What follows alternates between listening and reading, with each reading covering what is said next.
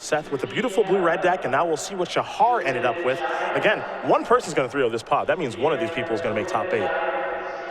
Ideally. Breaker should be good. Breaker should be good enough. X2 has missed before, so it's not a lock. But these would be players that have 3 buys, both of which we are watching, as we are now watching Shahar, Shenhar, and do a little draft. And you can see Shahar, still very young, immediately went to the back of the pack. I can appreciate it, trust me.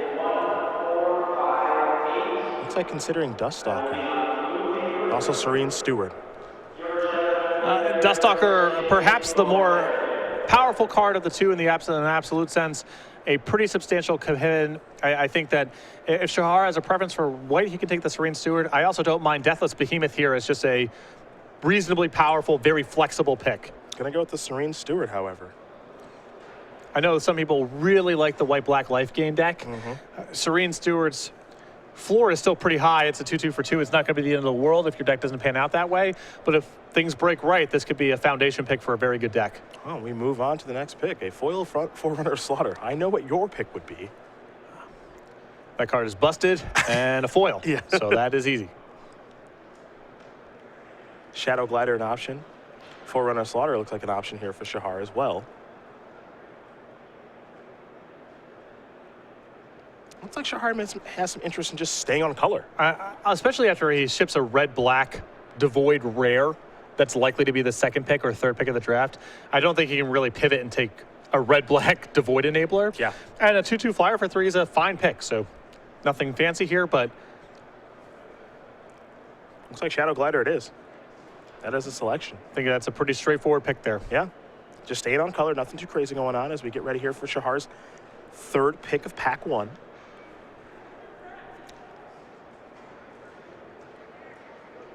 You can remember Seth Manfield on the direct opposite of Shahar at the table, completely other side. Nothing too impressive in this pack. If Shahar has a preference for white-black here, then I think Demon's Grasp is a pretty straightforward pick. Nothing else is jumping out at me. I think Processor Assault, after you open up on 2 white cards, is not really an option. Looks like it will be Demon's Grasp. We'll take the removal spell. I think that if there was a fine but maybe less powerful white card than Demon's Grasp in the pack, he would have selected that instead to stay open. But because of the Serene Steward, he already has an incentive to move into black, and Demon's Grasp was way better than any white card in the pack. Well, there's a Touch of the Void. We know that one's powerful. Also Myers Malice. This is, I think, the first very tough pick of the draft for Shahar.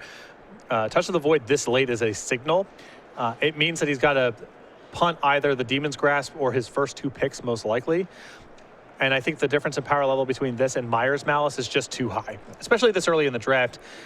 This could mean that that red is wide open, and I think Shahar is well suited just to move in at this point. Touch of the Void is a selection there for Shahar Shenhar. Looks like he's considering Core Blade World now. I'm curious to see if he's willing to make the move into red now. Maybe some sort of red landfall deck. It's unclear. Maybe just a red-white aggressive deck. Maybe some allies, maybe not. Yeah, nothing wrong with a 2-2 flyer for 3 and an aggressive red strategy. If he's thinking about being red-white, then he can start moving into allies a little bit. It does dampen the impact of the Serene Steward as a first pick, but a 2-2 for 2 is also fine filler for an aggressive strategy, and you might end up incidentally with a little bit of life gain as well. Core Blade World, the selection there for Shahar Shenhar. So now we go to the next pick. Cards like Courier Griffin just end up in your deck somehow, and so the Serene Steward will still trigger a little bit. Looming Spires brought forward. Also Lithomancer's Focus. And now Boiling Earth. Not a lot of great options for Shahar this pick, it feels like, though. No, this is a bit of a disappointment given how open red appeared to be. There is acceptable filler at this stage. Surprised to see Looming Spires there? Not necessarily. It's the weakest card in the pack, but I don't mind taking the lands high if you have an expectation of easily getting to 23 playables. I'd rather be taking the lands if I'm confident that red and white are open. I'm not going to struggle to get enough playables. Shahar looking at the combat trick now. I have a similar philosophy with sideboard cards. If you think your color combination's open, you can take powerful sideboard cards very highly because you're not going to struggle to get to 23 or 22 cards, and having those cards in your deck add a lot of value. Tandem Tactics, the selection there for Shenhar. There's another Tandem Tactics if you'd like to move that direction. Also another copy of Looming Spires for the two-time world champion. I don't mind the Tandem Tactics here. It's a fine trick, maybe not the best, but a fine trick for a red-white aggressive strategy.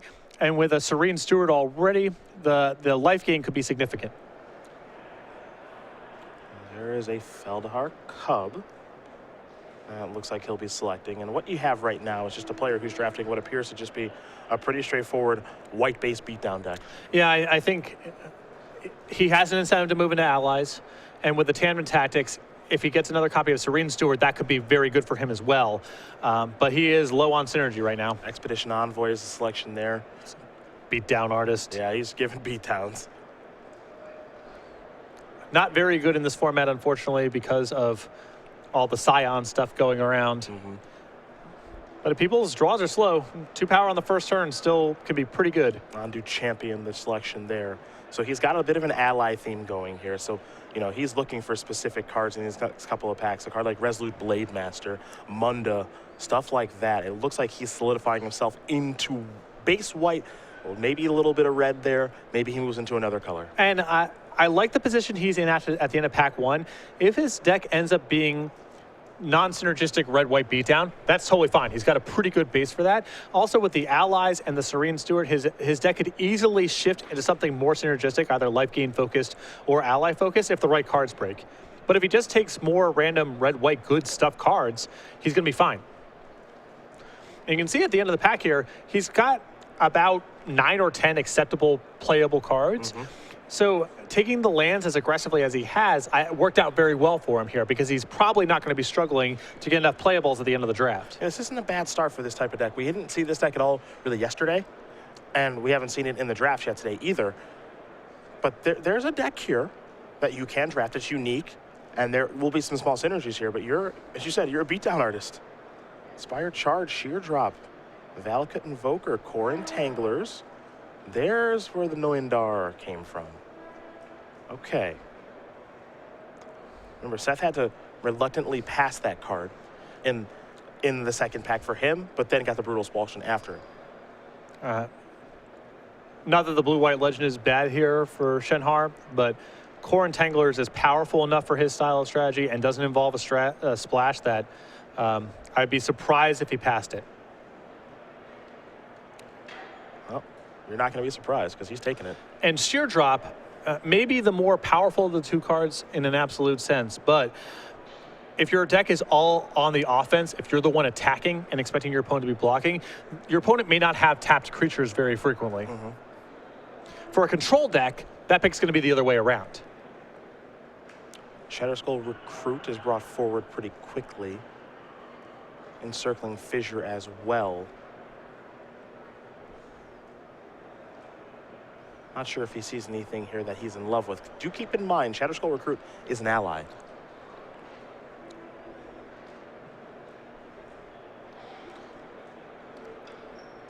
Encircling Fissures is custom made for decks like this, though. It looks like Shahar just wants the ally at this stage. His deck is also a little spell heavy at this point, so he probably just wants to make sure he gets enough creatures. But Fissures is attractive there. That's not a straightforward pick. Moving along to the next pick here for Shahar Shenhar, the two-time world champion. Will take a look at what might be an easy pick now. Ding, ding, ding, ding, ding. With this ally theme that he's got going on, Hada Agamafada might be exactly what he's looking for. But maybe it's just Gideon's Reproach instead of the hero. I mean, if he's got curve concerns at this point.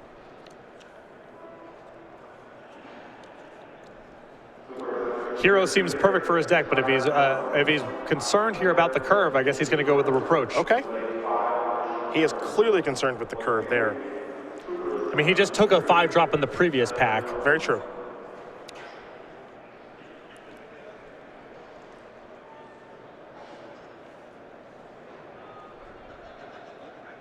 Take a pretty healthy look at this pack now, will Shenhar.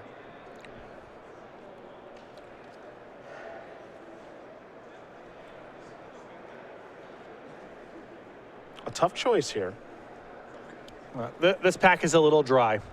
I'm sure he wished those white cards that he saw in the previous pack were spaced out over these two.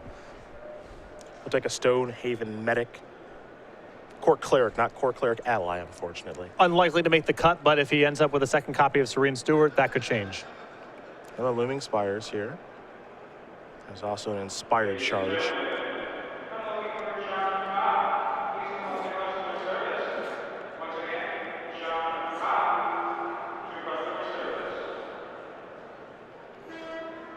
He's going to take the mini overrun, I would say. Pretty nice effect there. I don't think he has enough evasion to play this one, but again, potential sideboard card, potential last playable. Smite the Monstrous opens up this pack.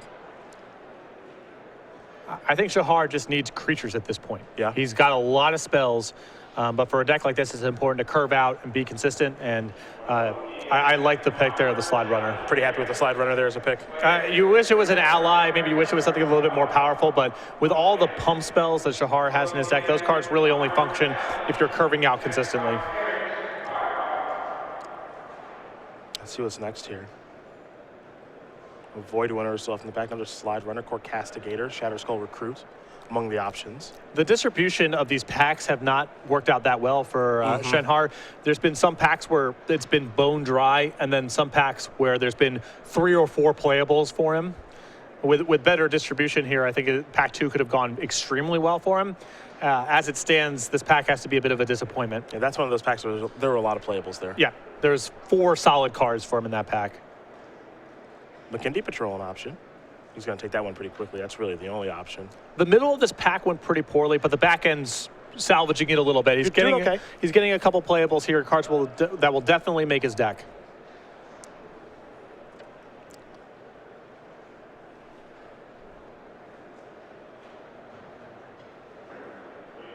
Looks like a Reckless Cohort.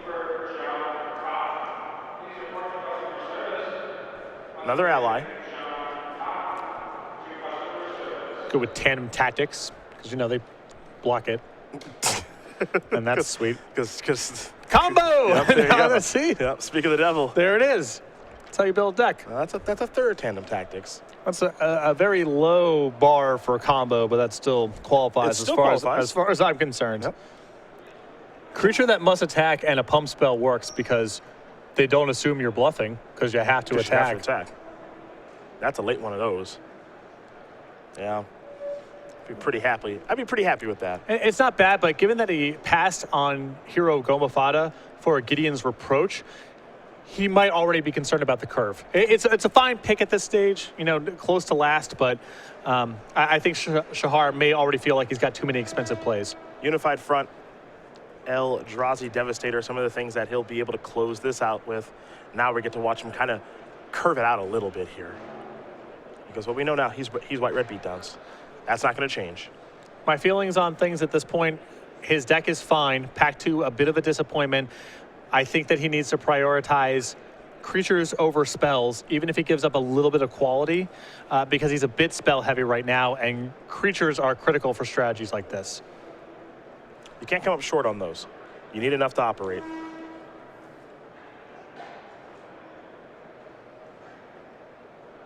See him organizing things. He's got an idea of what he likes.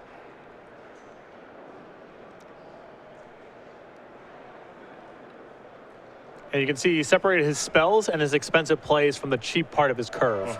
He's analyzing those as kind of separate elements of the deck right now.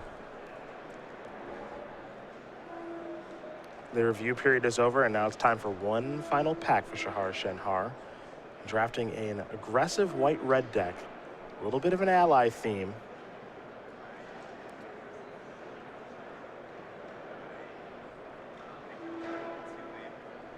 What's that rare? Green, never mind. Yeah, he went Move back along. there fast, yeah. A little shade of green there, no thank you. Nettled Drone looks like an option here for Shahar.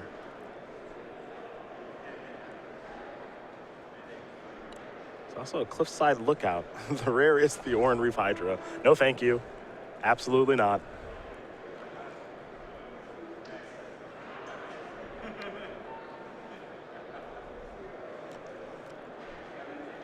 I think that I prefer the Lookout out of the 2 cards, but it's fairly close. It's pretty close, right? Yeah. What's going on there with the Lookout? You know, it's on your base color. it's got relevant text as far as an ally is concerned, and also relevant text as you work your way later in the game, too. Yeah, Nettledrone is just kind of mopey in decks that don't have a very loud Devoid theme to them. Trades with a lot of stuff. Just isn't very effective. Valakut Predator goes to the front very quickly, and now, I don't think Radiant Flames is really good against Shahar's deck. I don't think it's a card that he can take and play himself. Going to be hard to cobble together a deck of 2/2s for 2 and Pyroclasm. Yeah. It's disappointing because it's by far the most powerful card in the pack, but it's just not very well suited for his deck. It's a little anti-synergy there. Nanbo. So not a member of Combo Nation. No. Core Blade World, the selection here for Shahar. Disappointing that he can't take the Radiant Flames. Also disappointing that now there's a Radiant Flames floating around the table. Yep. And any opponent that he has to play against that has red cards, you have to be wary of that. Yep. Another Touch of the Void, another Core Blade Whirl. Lithomancer's Focus, Sure Strike. I think it's tough to pass the touch. If it's a pick here, it's between touch and the creature. He'll probably be able to float one of those 2 pump spells. If he's taking the Blade Whirl here, it's because he's just concerned about critical mass of cheap creatures. Looks like he's going to take the touch. That's the second one of those for him. And that pick looks like a slam dunk. It's not quite that straightforward. I would have made the same pick, but Shahar has to be concerned about what his cheap base of allies looks like. Next pick we go.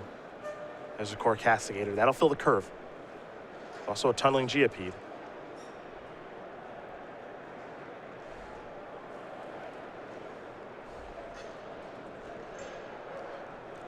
I think that I like Castigator here. 3 power for 2 mana. Already a fan. It's an ally as well, and that's going to be the selection. He's looking to go beatdowns.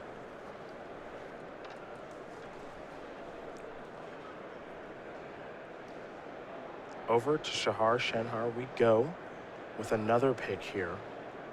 Clutch. Ooh. You hate to see that late, especially when you're not in that color. That card's so good. Maybe a Vestige of Emrakul here. With him already having a copy of Ghostly Sentinel, I would probably take the Vestige, but it's pretty close and unlikely that either pick makes the deck. Yeah. We'll take the second Sentinel. Sentinel's probably a card he's more likely to sideboard in. Oh, look, another Oran Reef Hydra. Is that the 3rd one in this draft? Yeah. Angelic Just desperate Gift. for a friend. Yeah. Someone to... What's wrong with me? Yeah. I'm pretty powerful. I'm good if you flood out. What's the deal? There's just 3 of me just hanging around. Someone take me. I'm curious who the Green Drafter The is. reckless cohorts are getting scooped up more than I am. Yeah. What is the deal?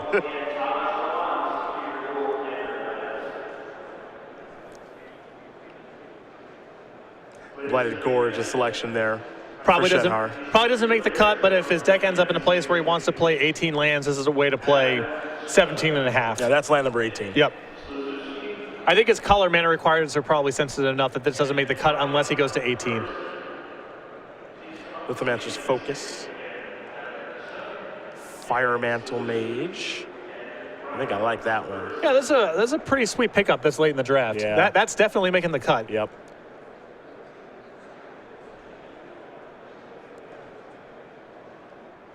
A little bit of a gift there at the end. Yeah. I would be happy to have that. Another Blighted Gorge. Don't think he wants a second one, but he brought it forward pretty quickly. And there's that foil. Yeah, I know. Come on. There goes that foil Plains. Well, he's won Worlds twice, so he's fine. Yeah. Everyone's fine until they're not. You don't know when that's going to happen. Reckless Cohort hanging around, getting the selection.